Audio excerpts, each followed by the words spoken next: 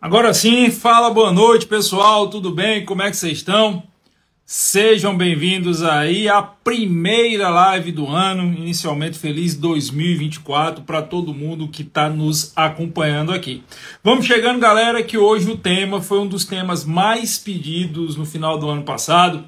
Eu entrei de recesso ali, acho que dia 19, dia 20, e um pouco antes do Natal aconteceu esse fatídico caso aí envolvendo a Jéssica Vitória, envolvendo o Whindersson Nunes, envolvendo o perfil do Garoto do Blog, o perfil Choquei, enfim, uma série de outros perfis, mais de 30 perfis, todos eles ligados a uma empresa chamada Banca Digital, e aí muita gente começou a falar muita coisa sobre esse caso em relação à tipificação penal e a possibilidade de responsabilização, eventual possibilidade de responsabilização penal.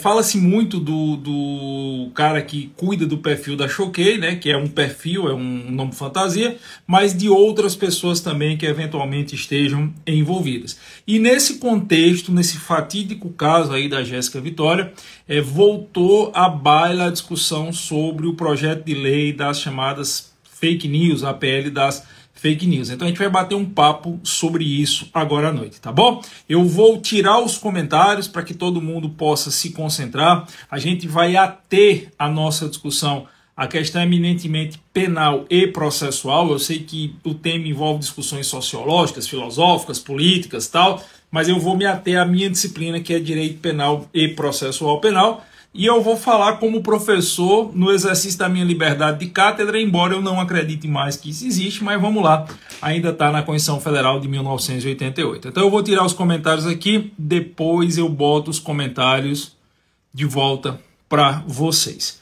Bom, galera, todo mundo está sabendo do caso da Jéssica Vitória. Eu já gostaria de começar essa análise estendendo aqui os meus sentimentos, os meus respeitos, as minhas condolências à mãe dela, a toda a família, aos amigos, familiares, que estão vivendo aí num momento tão difícil, não só pelo falecimento da Jéssica, mas por toda a repercussão que isso provocou. Só para poder contextualizar, caso alguém não esteja sabendo, no final do ano passado, um pouco antes do Natal, nós tivemos um perfil, inicialmente, o nome desse perfil é Garoto do Blog. Esse perfil, inicialmente, ele postou uma notícia dizendo que a Jéssica Vitória estaria tendo algum tipo de relacionamento amoroso com o humorista, youtuber, influenciador digital Whindersson Nunes. E esse garoto do blog ele postou prints falsos de eventuais conversas entre a Jéssica, que foram comprovadamente falsos, entre a Jéssica e o Whindersson. E aí, em um ato que é extremamente comum nas redes sociais, 32 outros perfis, incluindo a Choquei, mas não só a Choquei talvez seja o que mais ganhou destaque, daqui a pouco a gente vai entender por quê, mais 32 outros perfis, dentre os quais a Choquei, replicaram a mesma história.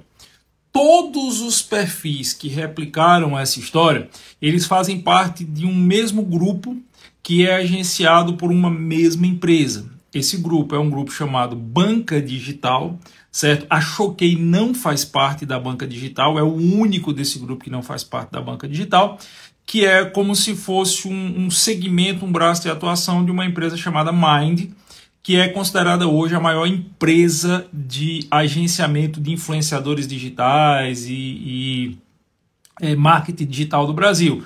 Perfis como Alfinetei, Otariando, Garoto do Blog, enfim, esses perfis que tem Gina Indelicada, esses perfis que tem essa vertente assim, de fofoca, de falar de artista, de falar de influência, todos eles são agenciados por essa empresa chamada Mine, e influenciadores como Luísa Sonza, Pablo Vittar, enfim, diversos, são mais de 400 dos mais diversos segmentos, desde influencers de YouTube que falam de investimentos, até cantores e páginas de fofoca que não tem o nome de uma pessoa, enfim, como é o caso da Alfinetei e do Garoto do Blog. Todos eles fazem parte desse conglomerado da Mind e que hoje é quem controla basicamente tudo que vai trendar em rede social no Brasil, certo? Eles juntos, todos esses perfis que são agenciados pela Mind, devem atingir aí facilmente mais de 100 milhões de pessoas que utilizam Instagram, que utilizam Twitter, TikTok, que utilizam redes sociais no Brasil. Acredita-se que pelo menos 75% de tudo que viraliza em termos de internet no Brasil hoje vem diretamente das pessoas agenciadas por essa empresa chamada Mind. E a própria CEO da Mind, ela em diversas entrevistas, em podcasts anteriores e no próprio livro dela, eu até comecei a ler o livro dela hoje, não deu tempo de terminar, li só os 2 primeiros capítulos. Ela fala desse poder de influenciar e de fazer com que todo mundo venha, todos os perfis dela venham para falar de uma coisa só, ou para levantar ou para derrubar, e em troca disso ela agencia para esses perfis, essa empresa chamada Mind, ela agencia para esses perfis publicidade, beleza? E aí as maiores empresas do Brasil negociam publicidade com a Mind, que consequentemente negocia com esses perfis. Itaú, Unilever, Bradesco, Latam, Nestlé, enfim, as grandes empresas brasileiras hoje elas direcionam grande parte do seu marketing para o marketing digital. E ninguém controla tanto o marketing digital no Brasil quanto esse conglomerado de influenciadores. Então é notório que sempre existiu uma ação conjunta, por exemplo, para levantar uma música, para cancelar alguém ou para descancelar alguém, enfim, isso é um modo de atuação que não nesse caso específico da Jéssica Vitória, mas em diversos outros casos. Quem não faz parte do grupo, quem não está ligado àquele grupo, sofre um processo brutal de cancelamento. Você imagina pessoas que têm acesso a mais de 100 milhões de usuários de redes sociais no Brasil, todo mundo dizendo que fulano não presta. Ou um processo gritante de exaltação. É a mesma lógica. Imagina aí 100 milhões de pessoas todos os dias sendo bombardeadas por pessoas dizendo que fulano é bom ou que fulano não é bom. Então, isso é realmente uma ação, um poder muito grande de cancelar ou de descancelar alguém, de exaltar ou de derrubar alguém, de exaltar ou de derrubar uma marca. Mas isso é um fenômeno que não é só do Brasil, tá certo? As pessoas elas se enganam, elas acham que os influenciadores digitais, eles acabam tendo algum tipo de poder real sobre a internet. Isso não é fato, tá? Por trás de qualquer grande influenciador digital, em regra, existe uma empresa. Você pega, por exemplo, a Deloane. A Deloane é milhões de seguidores. E tem uma empresa, ela faz parte do casting da Mind, né? Mas isso não é só no Brasil. Isso é no mundo todo. Você pega a maior empresa de comunicação dos Estados Unidos, que é a Comcast. Ela é a primeira em número de pessoas que ela atinge. Ela está na frente da Disney, ela está na frente da Warner. E olha que a Disney é Disney, mais Fox, mais Pixar. A Comcast está na frente disso tudo. E grande parte do braço da Comcast está diretamente ligada a questão de marketing digital. A maioria dos grandes influenciadores norte-americanos estão ligados a uma das 4 grandes empresas de marketing, de mídia. Isso acontece na Europa também, enfim, isso acontece até na China, que a internet é muito fechada, é intranet e não é internet. Os chineses têm a internet deles mesmo. Os influenciadores digitais estão diretamente ligados a empresas que são ligadas em parte ou não ao governo. Você pega uma empresa de carro como a BYD, eu acho, BYD, que chegou no Brasil agora, ela é uma empresa estatal chinesa, onde os influenciadores chineses propagam a ideia de que é o melhor carro do mundo. Você compra um carro desse, ganha crédito social lá. E aqui no Brasil ela usou a mesma tática. A BYD, para quando entrou no mercado de carro elétrico no Brasil, ela contratou influenciadores para falar bem dela, recebendo uma puta remuneração. Então isso é um fenômeno mundial, isso não é um fenômeno brasileiro. Esse é o contexto. Trazendo especificamente para o fatídico caso da Jéssica Vitória, quando começaram a sair esses primeiros prints, que, insisto, não foi só a Choquei que postou. Foi um efeito, vamos dizer assim, multitudinário. Você teve mais de 30 perfis de grande amplitude, certo? Todos eles agindo em conjunto. A Choquei, de novo, a Choquei não faz parte do cast da Mind, não faz parte do cast da banca digital, mas os outros sim. Você teve esse efeito manada aí para trentar. O que é trentar? Para tornar esse tema relevante. Quando você diz que um tema trentou, viralizou, significa que ele está nos trend tópicos. Tem tanta gente falando sobre ele ao mesmo tempo, a mesma coisa, que ele sobe e vira a discussão nacional do dia. Ou de 2 dias, ou de 3 dias. Isso atrai audiência e, consequentemente, atrai venda de publi, que é como se chama, resumidamente, a publicidade na internet. Só que o próprio Whindersson Nunes, ele veio a público e veio falar o seguinte: olha, isso é mentira, não faz isso. A Jéssica Vitória ficou comprovado depois que ela mal usava rede social, ela não era influencer. Muita gente começou a dizer, quando começou a surgir a ideia que era mentira, o pessoal, ela tá querendo aparecer, surge uma nova influencer. E ela fez um pedido desesperado até nas redes sociais. Eu tive a oportunidade de ler depois que ocorreu, né, circulou o que ela postou, pedindo a própria Choquei e a outros perfis que parassem de fazer aquilo com ela. A mãe dela gravou um vídeo desesperado, pedindo, pelo amor de Deus, que a filha não aguentava mais. Você imagina, cara, você imagina o que são pessoas que falam para 100 milhões, não 1 milhão, 100 milhões de usuários de rede social, para 75% do público de rede social no Brasil, falando da pobre de uma moça simples, de uma família simples, uma moça que já não tinha muita estrutura psicológica, destroçando a vida dela, esculhambando a vida dela. Você imagina o impacto disso na família dela.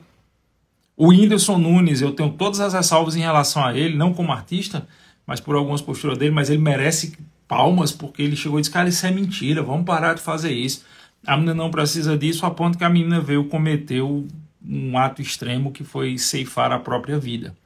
Inclusive, quando ela mandou a solicitação, principalmente para a Choquei, né, que talvez foi o que ganhou mais repercussão, lá para o Rafael, que é o cara que coordena o perfil da Choquei, ele escreveu até em tom satírico, me pareceu: a redação do Enem já passou.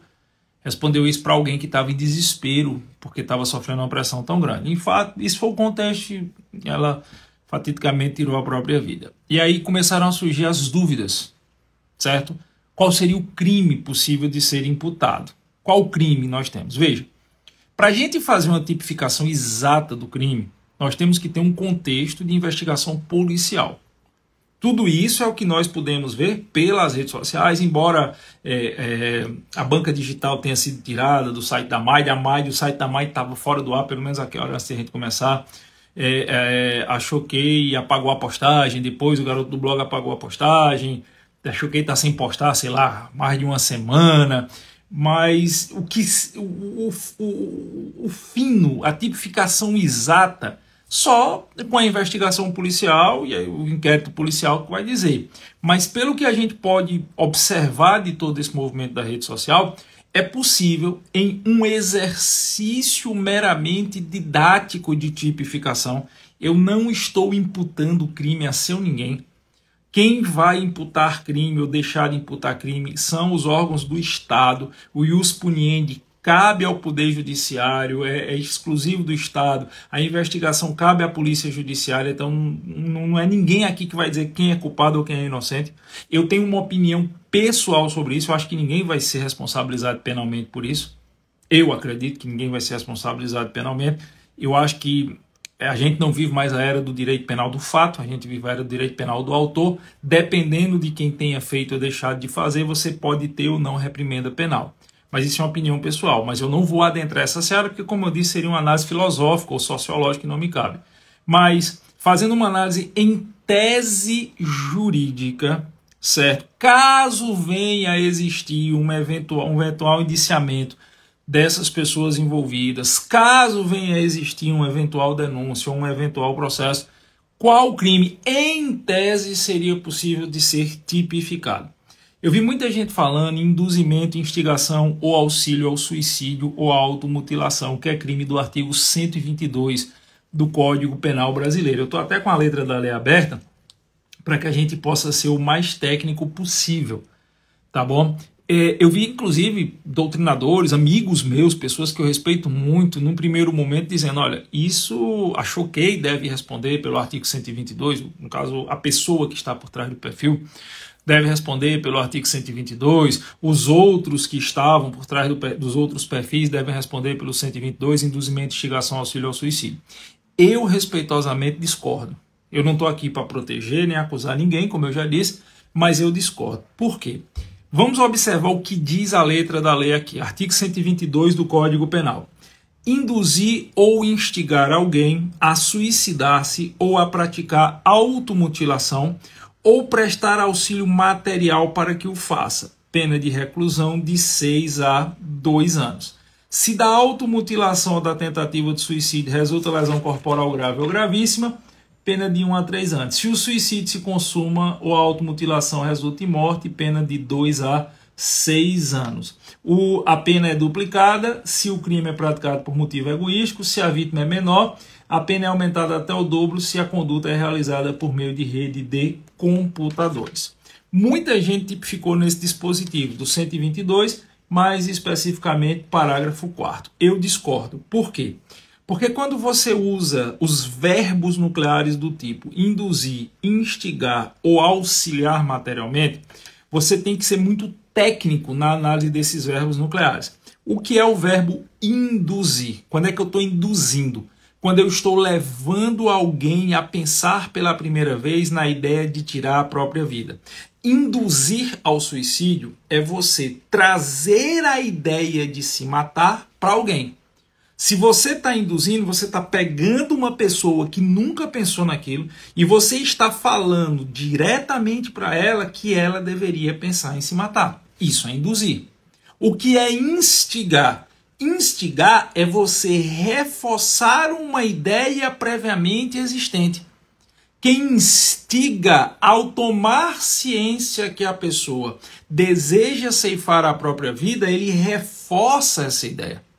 E auxiliar materialmente é você fornecer as condições necessárias para que a pessoa coloque essa ideia em prática. Eu vou traduzir aqui, não tome como desrespeito a Jéssica, por óbvio que não é, mas eu vou traduzir aqui de uma forma bem simples, apenas para ficar mais claro para todo mundo.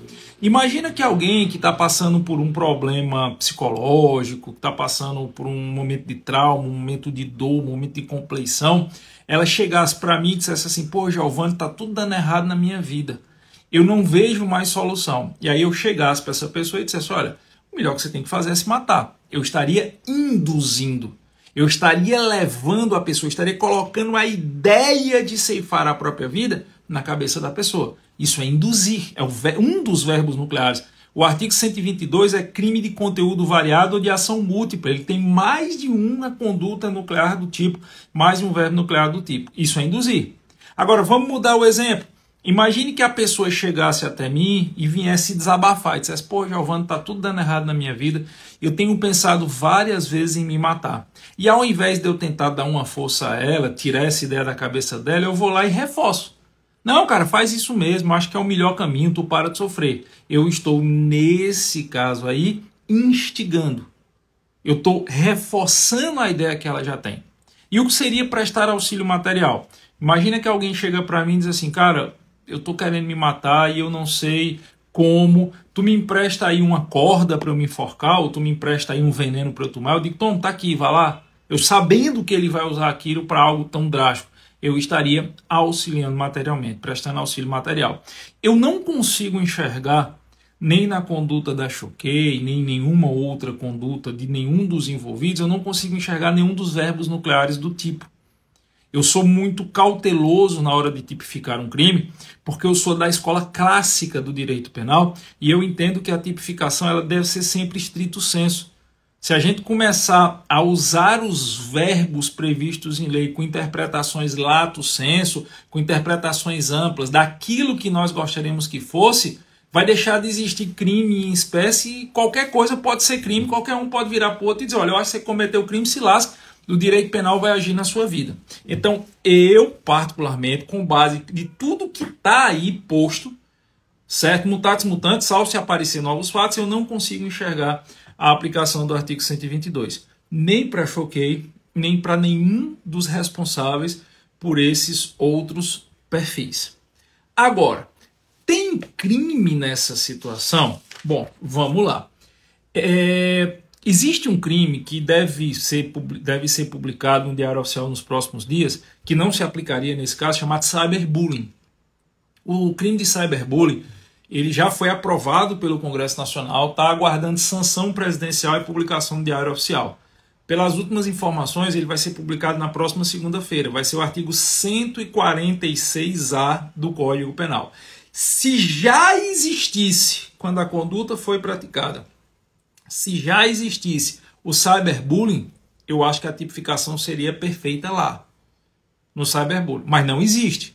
E quando a lei for publicada, como ela é uma norma penal incriminadora, ela não pode retroagir. A lei penal não volta ao passado, salvo para beneficiar o réu. Então, mesmo sabendo que dentro de poucos dias nós teremos uma norma tipificadora de crime no artigo 146A do Código Penal, tipificando o cyberbullying, que para mim seria a adequação perfeita desse caso, eu não posso me valer dela, porque ela não estava em vigor, ela não estava valendo quando da prática da conduta. Residualmente, o que é que nós podemos trabalhar? Bom, pessoal, nessa situação aí, algumas pessoas falaram, Giovanni, isso pode caracterizar difamação? Artigo 139 do Código Penal, crime contra a honra? Pode. Em tese, pode.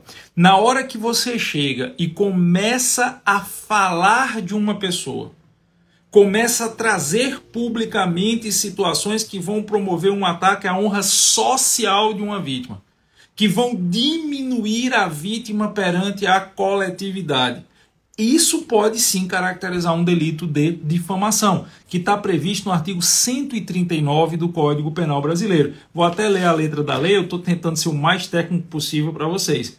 Artigo 139, difamar alguém, imputando-lhe fato ofensivo à sua reputação, a pena de detenção de 3 meses a 1 ano e multa. Nesse caso aqui tem hipótese de aumento de pena, porque o crime foi praticado por meio que facilitou a propagação da ofensa, como é o caso das redes sociais. Eu chego na internet, eu, professor Giovanni, tenho o meu perfil aqui no Instagram, 170 e tantos mil seguidores, eu chego na internet e digo, olha, João da Silva está tendo um caso com Maria das Graças. E eu faço isso sabendo que isso vai provocar uma repulsa social em relação a Maria das Graças. Isso pode caracterizar, sim, crime de difamação, que é crime de ação penal privada. Embora seja possível o reconhecimento da difamação nesse caso, como a ação ela não foi uma ação isolada da Choquei, ou do garoto do blog, ou de um perfil específico A ou B, e sim uma coisa que ganhou uma proporção muito maior do que um simples ataque contra a honra, eu entendo que é possível, nesse caso, você caracterizar a difamação em relação ao primeiro perfil que inventou essa mentira, que no caso foi o garoto do blog, mas quando deixou de ser apenas uma ofensa à honra pessoal da Jéssica, quando deixou de ser apenas o prolatar algo que pode diminuir a Jéssica, podia diminuir a Jéssica perante o contexto social, e passou a ser uma ação quase que, eu não posso afirmar que foi, pode ter sido coincidência, mas passou a ser uma ação quase que organizada de diversos perfis de tamanha amplitude, objetivando transformar aquilo que o perfil original sabia que era mentira, ou deveria saber que era mentira, até porque o próprio Whindersson Nunes chegou e disse, não é, cara, tá aqui, não tem print, não tem nada, isso foi inventado. Mas partindo da premissa que nesse momento passa a ter uma ação organizada de diversas outras pessoas, para transformar aquela mentira que já estava notoriamente causando um mal à vítima. A vítima manda mensagem, tem print da vítima, mandou mensagem para o pessoal da Choquei dizendo, cara, para, eu não aguento mais. E a resposta foi, a redação do Enem acabou. O Enem já passou, não precisa fazer redação. Porque, porra, é uma resposta, me desculpe, mas desumana, num caso como esse. Então, quando você passa a ter essa ação organizada, eu acho que para os demais agentes, os demais perfis, você extrapole muito a tutela dos crimes contra a honra. A questão deixa de ser uma ofensa à honra e passa a ser algo muito mais sério, passa a ser algo muito mais grave, caindo aqui no delito de violência psicológica contra a mulher. E aí alguns dirão, não, isso pode ser stalking ou perseguição. Entendo eu que não. Eu acho que é possível a caracterização da violência psicológica contra a mulher, que está no artigo 147b do Código Penal. Causar dano emocional à mulher que a prejudique ou perturbe o seu pleno desenvolvimento. Ou, partícula alternativa, que vise a degradar ou controlar suas ações, comportamentos, crenças, religiões, mediante ameaça, constrangimento, humilhação, manipulação, isolamento, chantagem, ridicularização, limitação do direito de vir ou qualquer outro meio que cause prejuízo à sua saúde psicológica e autodeterminação. Pena de reclusão de 6 meses a 2 anos e multa se o crime não constitui, se a situação não constitui crime mais grave. Esse delito de violência psicológica contra a mulher, quem quiser conferir depois, está no artigo 147b do Código Penal. Ele foi introduzido em 2021 no Código Penal pela Lei 14.188 de 2021. Pois bem, se você parar para observar os verbos nucleares do tipo aqui, tem um que se adequa perfeitamente a esse caso. Causar dano emocional à mulher que a prejudique ou perturbe o seu pleno desenvolvimento ou que vise a degradar ou controlar suas ações, comportamentos, crenças ou decisões. Cara, o que é dano emocional maior do que você ter pessoas que falam para 100 milhões de brasileiros usuários de redes sociais, falando em uníssono, falando em conjunto, que aquela mulher está dando em cima do Whindersson, que ela tem um relacionamento, e ela dizendo que é mentira. E aí veja, ó, mediante humilhação e ridicularização. Ela foi humilhada, ela foi ridicularizada, mesmo quando ficou comprovado que era falso, como estava trentado, como estava atraindo muita audiência. Os caras ainda mantiveram a história. Só vieram apagar as postagens depois que ela cometeu o ato fatídico. Então, em que pese a conduta poder ter começado como uma difamação, eu acredito que para o primeiro que postou é possível a difamação, para os demais você passa a ter aquilo que no direito penal a gente chama de dolo progressivo. Você vai além da simples ofensa à honra. A questão ganhou uma dimensão tão grande que não estava mais se falando e se buscando ofender a honra social da Jéssica. Você estava ridicularizando a ponto de causar um dano emocional tão grande a ela que ela se matou. E essa ridicularização, essa exposição estava sendo feita porque estava dando engajamento. E internet, engajamento é dinheiro. É tanto que, salvo a Choquei, tirando a Choquei, todos os outros perfis que praticaram desse processo de tentar o caso da Jéssica com Whindersson Nunes estão ligados a uma empresa que é a maior operadora de marketing digital do Brasil. Segundo a própria empresa, o faturamento dela ano passado foi de 550 milhões de reais. É óbvio, pessoa jurídica não responde por crime contra a honra nem crime contra a liberdade individual. A única possibilidade de responsabilização penal de pessoa jurídica é em crime ambiental. Então aqui a responsabilidade, caso exista, certo? Eu não estou dizendo que existe, caso exista, ela teria que ser individualizada e analisado cada um dos titulares dos perfis, fez o que, deixou de fazer o que, por que fez ou por que não fez.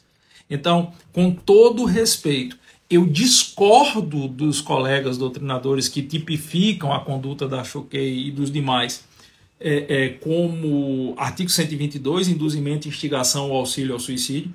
Eu acho que os verbos nucleares do tipo não estão satisfeitos. Induzir, instigar ou auxiliar materialmente, isso de fato não aconteceu. Discordo também quando eu vejo aí todo mundo falando só da Choquei, do perfil da Choquei, lá e do seu titular. Eu discordo disso. Eu acho que a Choquei está sendo pego para o que a gente chama no processo penal de boi de piranha. Pega um, sacrifica um para preservar os outros. Eu discordo. Eu acho que todos que participaram desse processo, se houver responsabilidade penal, eles têm que ser responsabilizados se houver, não estou dizendo que tem. Até porque, pelo princípio, um dos princípios basilares do processo penal, cada um responde pelos seus atos na medida da sua culpabilidade.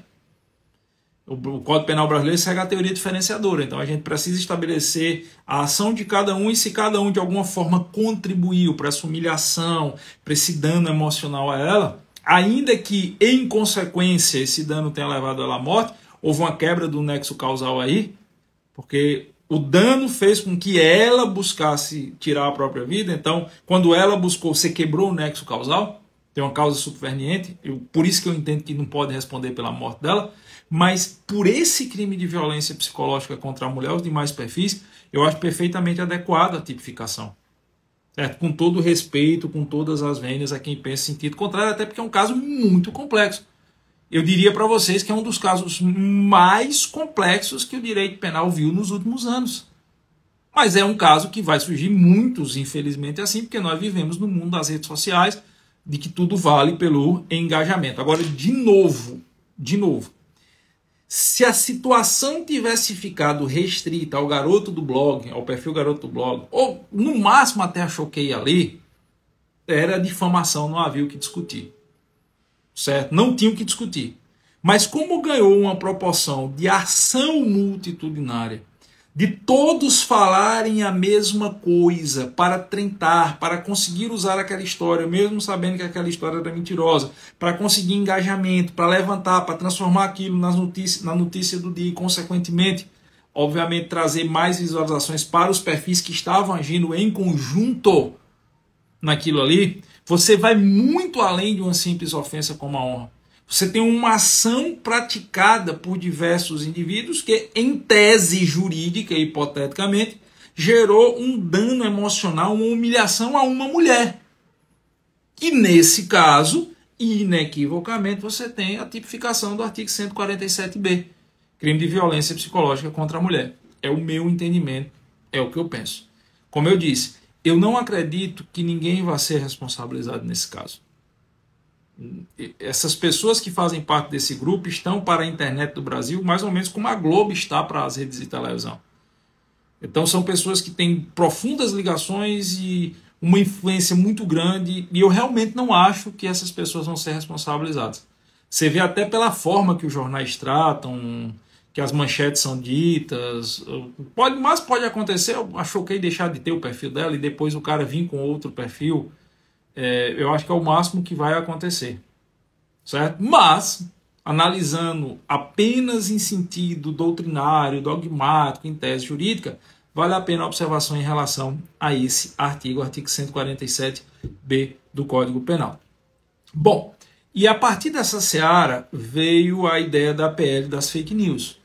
Inclusive, todos os envolvidos, nesse caso da Jéssica, defendem a PL da fake news. Choquei defendeu abertamente, a maioria dos influenciadores da Mind defende abertamente a PL das fake news, e assim sucessivamente. E já faz algum tempo que parte do poder público e político brasileiro deseja essa PL das fake news. Eu particularmente sou contra. Eu acho que o direito brasileiro ele tem mecanismos de tutela daquilo que as pessoas chamam fake news. Por que eu sou contra da PL das fake news? Porque basicamente, com a aprovação desse projeto de lei das fake news, você vai passar a ter pessoas que vão dizer o que é verdade e o que é mentira. E a partir do momento que você tem alguém escolhendo o que pode ou o que não pode ser dito, a liberdade de expressão, que já não existe praticamente, ela vai ser anulada por completo. Fake news é tudo aquilo que eu não gosto. Basicamente vai ser isso. Claro, existem as verdades sabidas e as mentiras sabidas. Se alguém chegar e disser o sol nasce à noite, isso é uma mentira sabida, isso é uma fake news, mas a PL não está preocupada com isso. Ela está preocupada em evitar que pessoas que não fazem parte de um mesmo grupo de ação tenham qualquer tipo de possibilidade de questionar o que está acontecendo.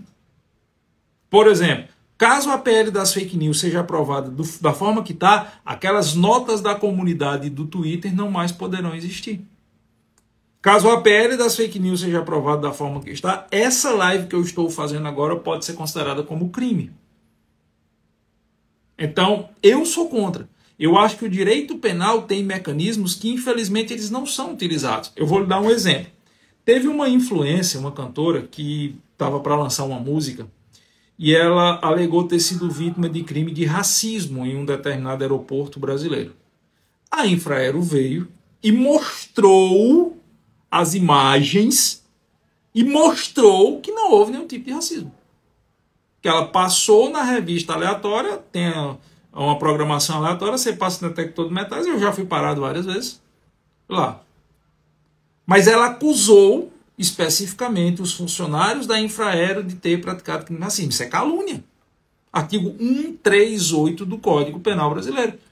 Eu não preciso de pedra das fake news para dizer que isso é crime. Está na letra da lei.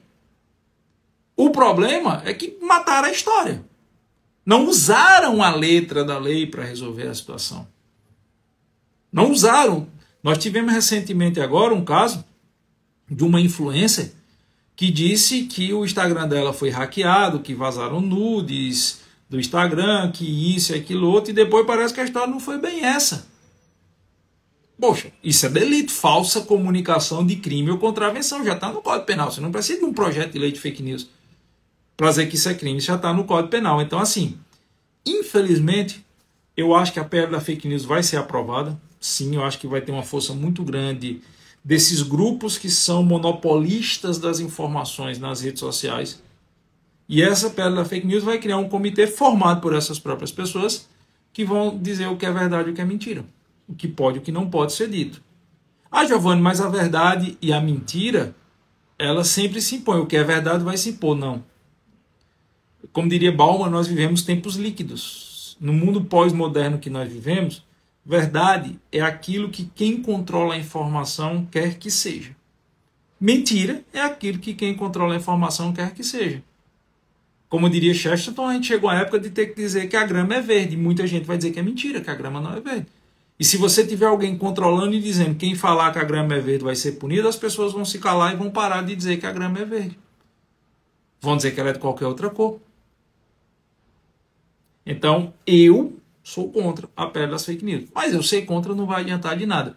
Eu efetivamente acho que ela vai ser aprovada sim, e no dia que ela for aprovada, uma live como essa não vai poder mais existir. Beleza? Deixa eu abrir aqui rapidamente para os comentários. E aí eu já vou abrir os comentários perguntando: quem concorda com a minha tipificação? Quem acha que é induzimento e instigação ao suicídio? Quem acha que é só difamação? Quem acha que cai no crime de violência psicológica contra a mulher? O que é que vocês acham? Deixa eu ver aí o que é que vocês... Quem concorda, quem discorda, bora aí juridicamente, doutrinariamente, respeitosamente, tecer as posições. E só um comentário: eu acho que a gente usa o direito penal como solução para todos os males, né? A gente usa o direito penal como panaceia. E quanto mais a gente usa o direito penal, menos o direito penal serve para qualquer coisa. O direito penal deveria ser a última ratio, o direito penal deveria ser o último mecanismo de defesa da coletividade. A gente fica usando o direito penal para, enfim, até para calar com quem a gente não gosta. O Rodrigo está dizendo que concorda, a Daniela está falando em violência psicológica contra a mulher, Bart Brasil concorda também, a Simone Castro também acha que é violência psicológica contra a mulher, o Jerônimo Silva concorda também, a Daniele Monteiro está dizendo aqui que concorda também. Para mim, essa é a tipificação. Emanuel Vicente está dizendo que concorda, Sondas, acho que é isso, concorda, a tipificação em si exatamente nesse caso. A Fabi também concorda. Pessoal, lembrando, tá? Quando vier a tipificação do cyberbullying, nos próximos 5, 6 dias aí, a gente vai ter o artigo 146A do Código Penal. Acredito que segunda-feira vai ser publicada essa alteração do Código Penal. Quando vier a tipificação do cyberbullying, o cyberbullying ia se encaixar perfeitamente nesse caso.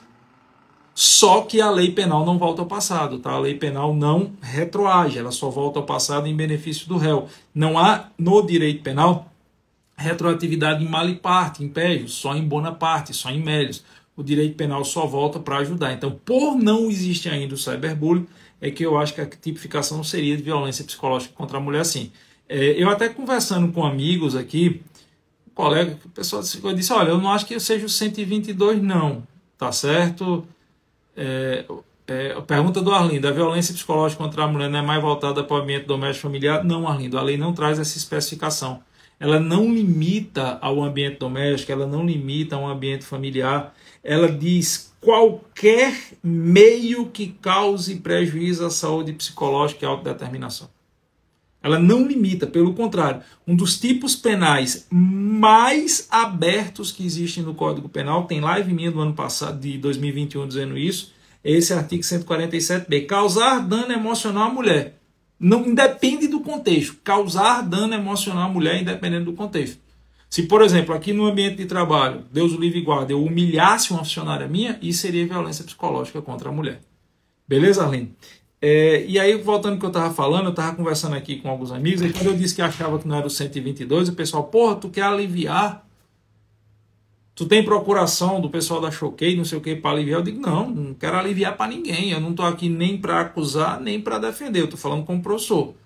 Eu entendo que quando nós vamos tipificar um crime, nós devemos ser sempre o mais legalistas possível. Nós devemos tipificar o crime nos exatos termos das palavras usadas no artigo de lei. E a interpretação tem que ser em sentido estrito e não em sentido lato. Por quê? O direito penal já está, desculpa a expressão, desmoralizado. Certo? Na verdade, eu entendo que nós aprendemos o direito penal para provas de OAB, provas de concurso que a gente precisa. Mas na vida real, a letra da lei não vale muito. Vale o que quem tem poder manda e os outros vão obedecer e acabou-se. Porque isso é inconstitucional. Bicho, isso não existe mais.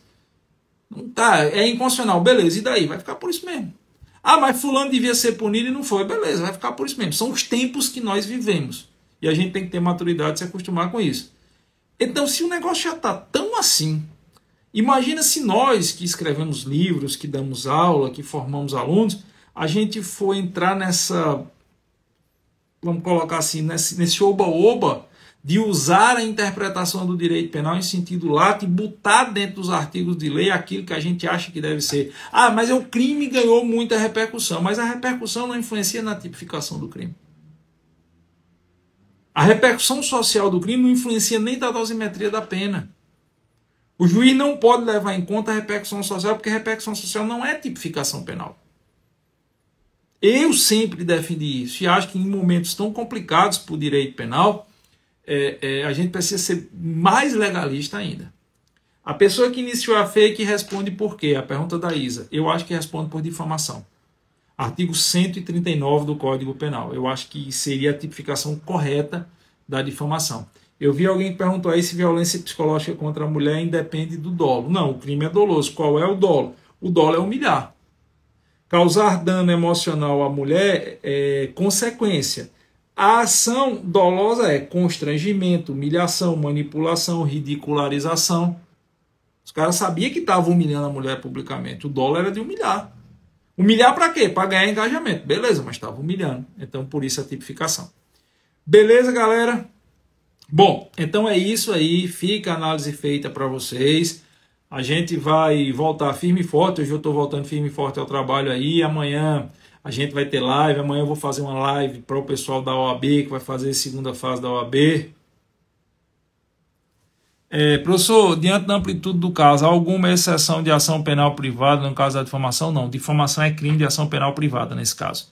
O primeiro caso da difamação do garoto do blog seria de ação penal privada. Como a Jéssica fatidicamente faleceu, os substitutos processuais, que são lá do artigo 31 do Código de Processo Penal, cônjuge, ascendente, descendente e irmão, marido, se ela tivesse, pai, mãe, avô, irmão, pai, mãe, avô, filho, neto, bisneto e colaterais irmãos podem mover a ação penal. No crime de violência psicológica contra a mulher, de ação incondicionada. Beleza?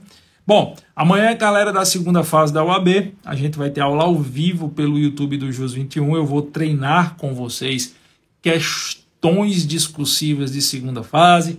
Depois, na quinta-feira, a gente tem live de segunda fase. Quinta-feira, de 9 horas da noite, eu vou fazer uma live com o pessoal, a professora Caroline, do curso de prática aqui do JUS 21, para a galera que tem financiamento bancário. A professora Caroline está com um trabalho muito legal de redução de financiamento bancário. Na sexta-feira eu vou fazer uma live sobre a portaria 166 do COLOG, que é a portaria dos cargos. Então tem live todos os dias dessa semana, ou aqui no Instagram, ou no YouTube do JUS 21. Fica ligado nas minhas redes sociais. Se você não me segue ainda, segue. Eu vou pedir um favor a vocês.